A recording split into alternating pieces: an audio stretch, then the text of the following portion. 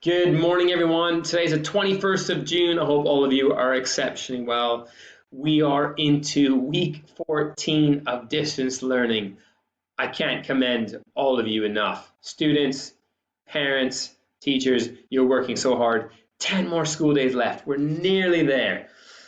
Okay, I can see the light at the end of the tunnel. Right, this week we have our diagnostic assessments, and there has been some updates there, and we'll go over those in just a moment's time.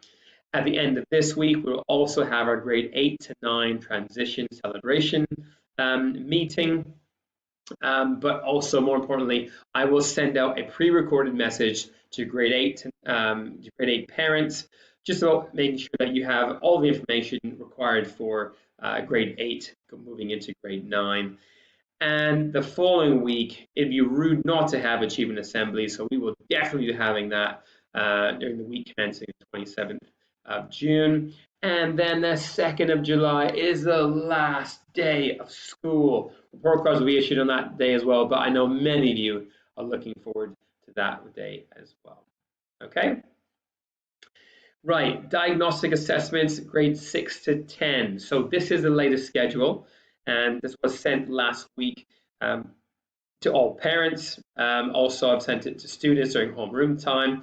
So this is the latest. You will notice here there is no language assessment, and it's for two reasons. One is to support your well-being, but secondly, also is that we do feel that we will get enough information from the reading and math assessments to really still ensure you have a well-developed personalized learning pathway moving forward. Okay?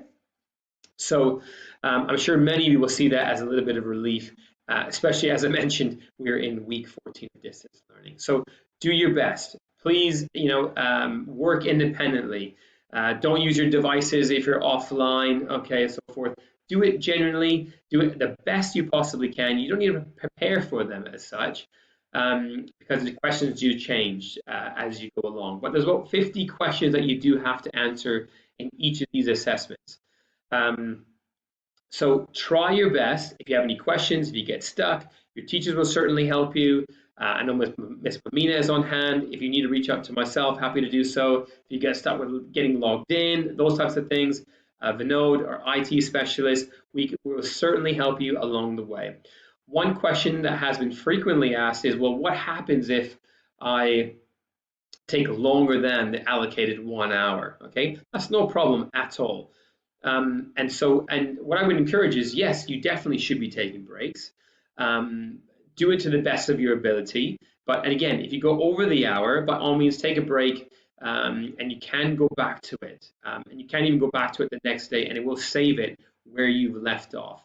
Something that's really important to note is that some of your teachers here, so for example, if you're in grade 6, Monday, period 5, you're doing the reading assessment, well, Miss Doyle might be teaching period 6, but we trust you to still carry on, keep doing what you're doing, okay?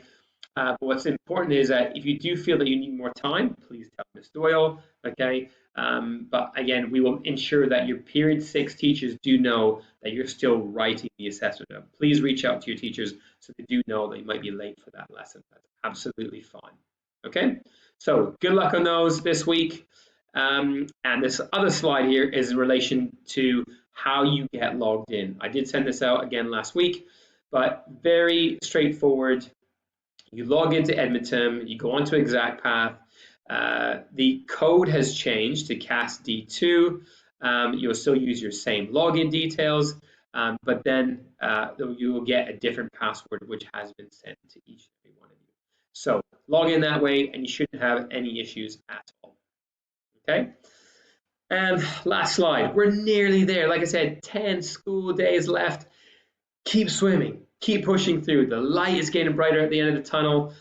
I think some of you. I feel like I can't even talk now. That's me trying out my new tongue. I feel like this guy sometimes, and maybe some of you are looking at me like this, like, come on, sir, really? Or maybe I'm like this, and some of you are like, oh yeah, what's next? What's next? I don't know. Anyways, we're nearly there. Restrictions are being uplifted. Pools are opening. It's getting hotter out there. I went for a bike ride this morning, and it was like 90% humidity. It wasn't good, but you guys, you're being so resilient. You're still powering through. Keep doing what you're doing. I commend every single one of you, students, parents, teachers. Keep going. We are so near the finish line. We're nearly there. Keep it up. Take care.